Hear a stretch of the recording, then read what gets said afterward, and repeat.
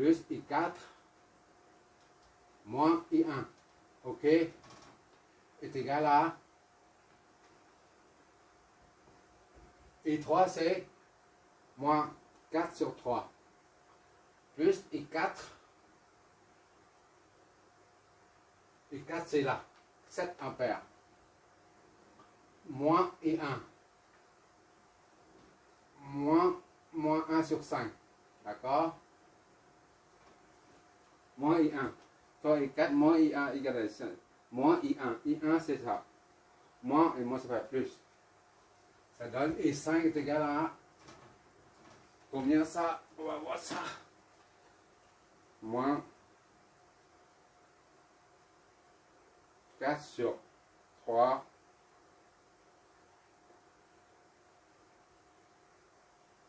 plus 7 plus 1 cinquième. I5 88 15. D'accord? 88 15.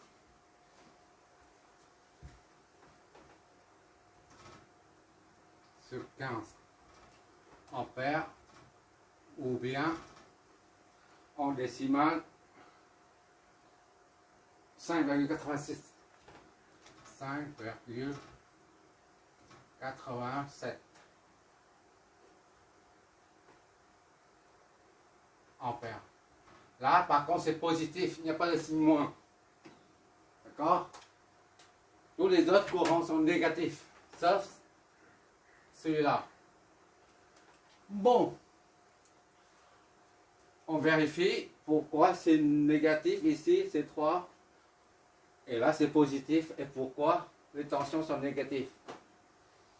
On va prendre V1, 2. V2, 1. V2, 1. Vérification. V1, 2 est égal à V2 moins V1, d'accord? Est égal à V2, c'est moins 16 sur 3 moins V1. V2, c'est ça. Moins V1, c'est moins 22 sur 3. C'est égal à combien ça? Ça, c'est 2 volts. D'accord? Donc, on voit ici que V21 est égal à 2 volts. Même si ça, c'est négatif. Bien que ça soit négatif, mais la somme, la différence des deux, ça donne 2 volts. On retrouve ici V21 qui est égal à la tension de la source VS 2 volts. D'accord? Donc c'est bon comme résultat. Maintenant pour les courants. Pourquoi ils sont négatifs? On a supposé seulement que I1 va vers le bas. Si on a trouvé I2 est égal à on prend ça voilà, dans l'ordre. On a supposé que ce s'en va. Le courant I1 va vers la droite là. Ce n'était qu'une supposition, le même que celui-là. Tout ça, c'était des suppositions. Si on a trouvé 2, I1 est égal à 2, ça signifie que notre supposition est correcte. Le résultat correspond bien à notre supposition. C'est-à-dire, ce sens a été bien choisi. D'accord? Par contre, quand on trouve un nombre négatif, c'est-à-dire le sens qu'on a choisi n'était pas bon. Il faut inverser le sens du courant. D'accord? Donc ici, I1, il faut inverser le courant. I1 c'est 1,5. D'accord? Il faut inverser. I1 est égal à 1,5. C'est pas 1 sur 5, c'est-à-dire 200 mA. 200 mA. D'accord? Il faut inverser là. Parce que ça, ce n'est qu'une supposition, mais on a trouvé l'opposé de supposition. L'opposé, c'est dans ce sens. Le signe nous renseigne sur le sens du courant et de la tension. Le signe nous renseigne sur le sens. D'accord? Donc, I1 circule dans cette direction-là. On va contrôler tout ça. Bon, I2, c'est négatif aussi. C'est-à-dire, notre supposition de départ n'était pas correcte. On doit inverser le sens de I2. D'accord? Inverser I2.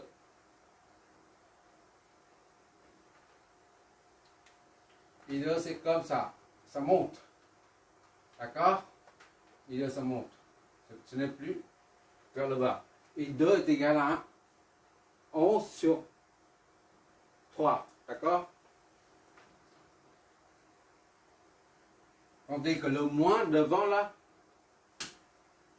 a été pris en compte en inversant le sens. D'accord? De même que I3, on a négatif là, moins 4 sur 3 ou moins 1,33. Il faut inverser le courant de I3. Voilà. I3 s'oriente donc vers le haut. D'accord? I3 est égal à le sens, le moins permet d'inverser le sens. Maintenant, on met 4 sur 3 ampères.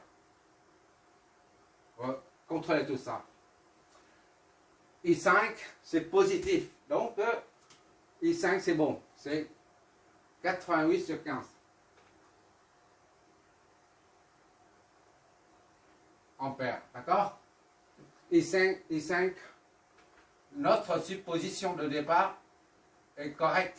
On n'a pas inversé. On inverse seulement quand on voit un signe moins.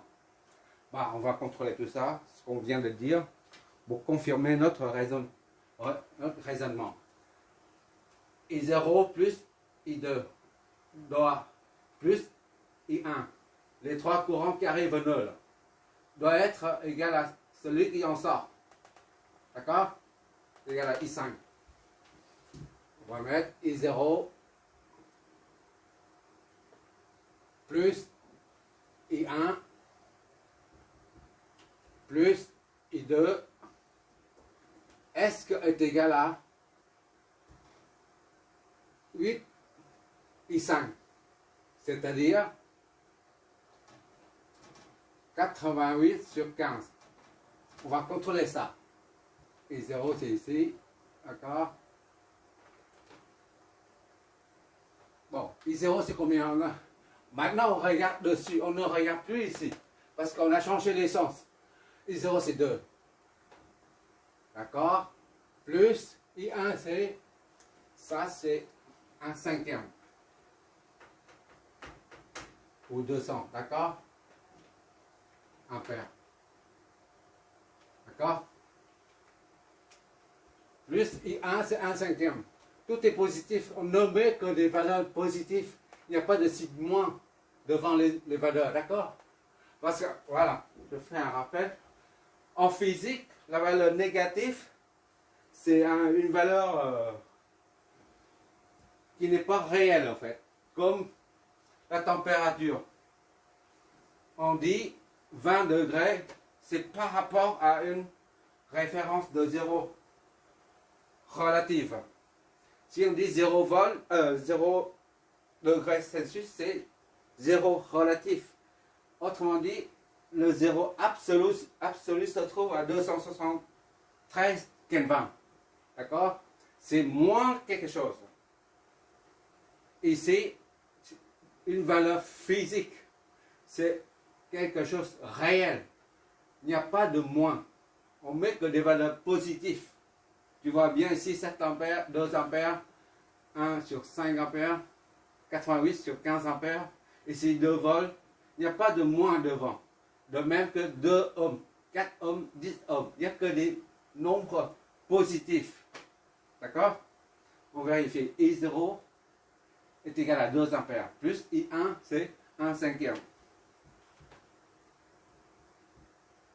Plus I2, il n'y a pas de nombre négatif. I2, c'est 11 sur 3. C'est ça, hein? 11 sur 3, oui, c'est ça. Qu'est-ce que ça nous donne?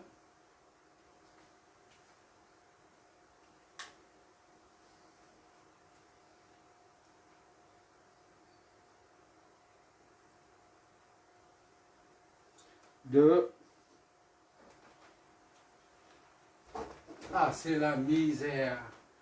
La misère du monde. 2 plus 1 cinquième plus 11 sur 3.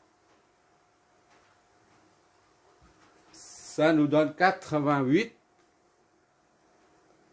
Tu vois? 88 sur 15. Donc, c'est bon. Ça plus ça est bien égal à I5.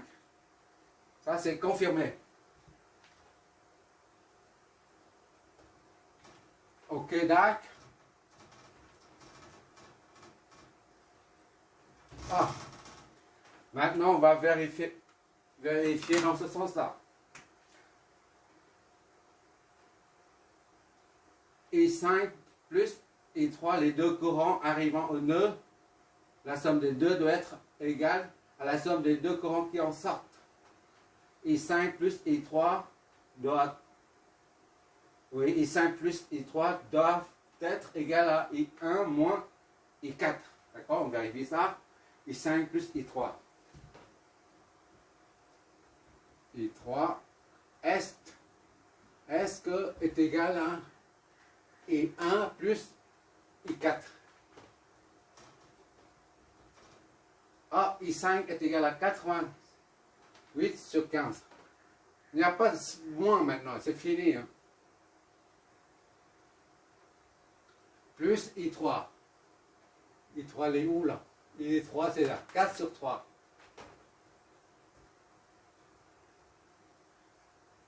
Est-ce que c'est égal? 2 points d'interrogation. 4 sur 3 est égal à I1, c'est 1 cinquième. Plus I4. I4, c'est 7. D'accord? Ça, 88 plus 20 sur 15. D'accord?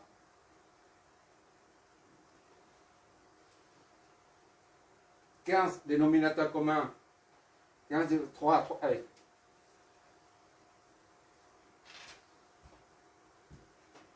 Oui, c'est ça. 88, 15 divisé par 3, ça fait 5. 5 fois 4, ça fait 20. Voilà. Est-ce que tu es égal à 1 plus 35 sur 5? Ça donne combien ça? 108 sur 15. 36 sur 5.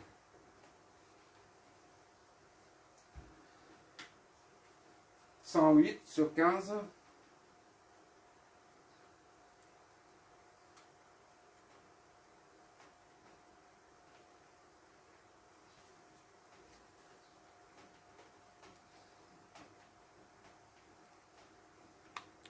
Ah, tu vois.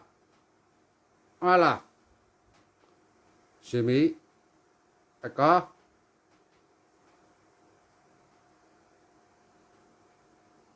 Ok. Donc, c'est égal. 36 sur 5 est égal à 36 sur 5. Ok. Donc, on a vérifié au niveau de ce nœud de même que celui-là. On peut vérifier après. Bon, ouais, c'est bon. Hein? Bon. Pour le calcul des puissances, il suffit de prendre ça, multiplié par. Bon, on laisse la puissance à côté. Ça, c'est très simple. Tout le monde sait faire. P est égal à R I au carré. Il suffit de prendre la résistance. R, c'est 10 fois ça au carré. D'accord? Je fais pour le premier élément seulement. Puissance absorbé par le résistor. On dit résistor. R1. Donc, de valeur 10 ohms. Et PR1 est égal à R1 I1 au carré, soit R1 c'est 10 fois 1 cinquième au carré. Ça donne PR1 est égal à 10 sur 25 watts. Voilà. C'est la puissance. D'accord? On fait la même chose. R, ça, fois ça au carré, ça, fois ça au carré. La puissance absorbée par le résistor, R1, c'est la puissance dégagée en chaleur. D'accord? Ça, c'est la chaleur qui... Tout ça, c'est la chaleur. De même. Bon. C'est simple. Hein? Ici, on a un circuit avec plusieurs sources de tension et courant. D'accord? Ça a l'air compliqué. Quand on voit plusieurs sources de tension ou de courant, on ne sait pas comment circulent les courants en fait. Surtout au niveau des récepteurs. Ça, on peut dire, voilà, ça sort du pôle plus, ça sort d'ici en suivant le sens de la flèche, de la source de courant. Ici, on va dire, ça sort ici, c'est facile à comprendre. Par contre, tu vois bien ici, ça monte et ici, ça monte aussi. Et ça, au lieu de, on va dire, au début, on dit, ça monte ici, ça va sortir ici, c'est logique, mais par contre, ici, ça rentre ici, là. Ah, tiens, ça rentre ici et ça monte ici. Alors, on me dit, il n'y a rien ici, comment ça fait? Il y a un courant qui monte ici. Eh bien, c'est surprenant. Il monte parce que V1 est négatif. Le négatif, là, il est inférieur à 0 volt. D'accord? La différence de potentiel doit être réorientée. D'accord? Mais je n'ai pas fait. Il faut mettre comme ça. V01. D'accord? V01. D'accord? Ça fait ça, V01. D'accord? Puisque, comme j'ai dit, il n'y a pas de signe négatif dans la réalité. Ici, c'est moins. Donc, on met comme ça, c'est 22 sur 3 volts. Ici, c'est 22 sur 3 volts. D'accord? Puisqu'on a inversé le sens de la tension. Pour un récepteur, le sens du courant et le sens de la tension s'opposent. Tu vois bien? Il faut inverser. Quand tu inverses le sens du courant, il faut inverser le sens de la tension. Ici, c'est pareil. Il faut inverser. D'accord? Ça fait ça. Voilà. Puisque V12. Le sens du courant, c'est par là. Donc, il faut inverser. Et ça, c'est pareil, d'accord? Inversé. Voilà. Ça reste tel, puisque la supposition du sens de I5 est correcte. D'accord? La source de tension, c'est toujours la même chose.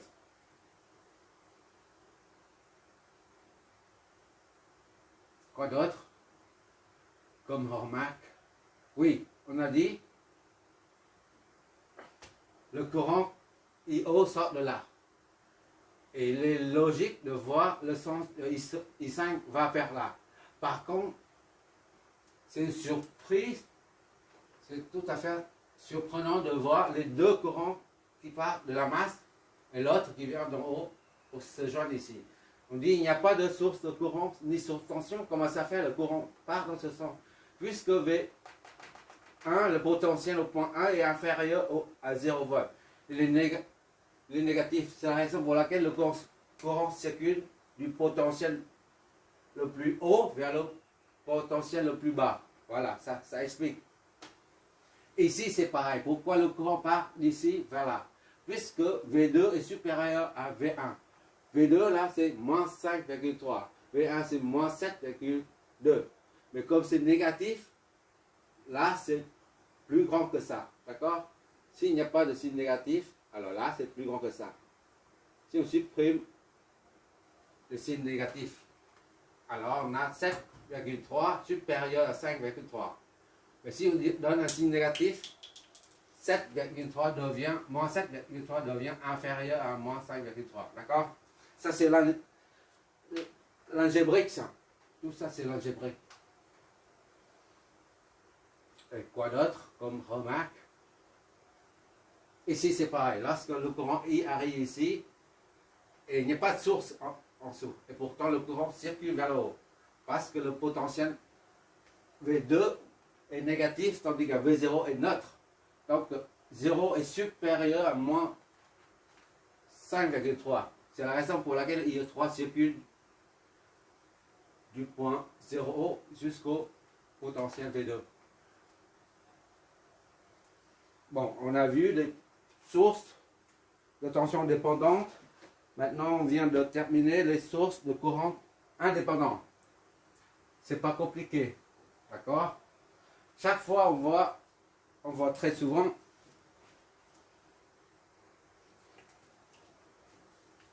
dans le circuit électronique, on voit très souvent un circuit avec plusieurs sources.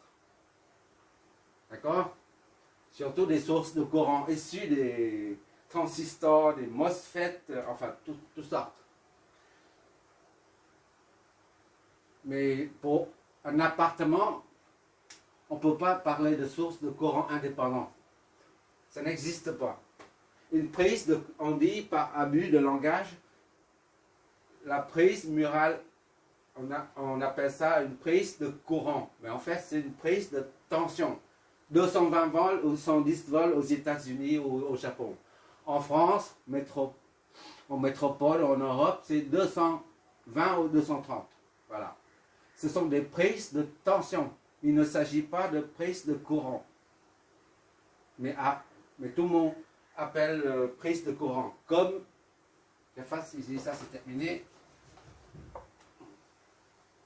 Pour illustrer cet abus de langage, je prends un exemple.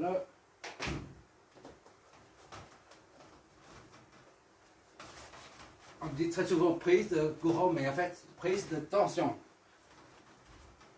Une maison, on a le toit comme ça. D'accord? Voilà. Ah, grosso modo. Hein. Bon, on va pas rentrer. Bref. Et là, on a une fenêtre de toit. Deuxième fenêtre de toit. Et si tu vas chez le point B, ou monsieur Bricot, tu dis, je veux un Velux. Et ça, tout de suite, il s'agit de ça. Velux, c'est une marque de fenêtre de toit. Velux. Mais en fait, le mot exact, c'est la fenêtre de toit. D'accord? Mais tout le monde dit Velux. Ça ne va rien dire. C'est marque. Comme si tu dis Coca. Voilà. Ou Renault. C'est juste une marque. Bon, pour le mur à la maison, ça, une prise avec deux petits trous, face et neutre, et puis ici c'est la terre, la tige qui sort. Ça c'est une prise de tension. Parce qu'on dit 220 ou 230 maintenant, 230 volts. On ne dit pas prise de courant. Ça n'existe pas à la maison. Bon, c'est terminé. Je vais continuer encore 2 ou 3 et après on va attaquer les amplificateurs opérationnels. Merci d'avoir regardé.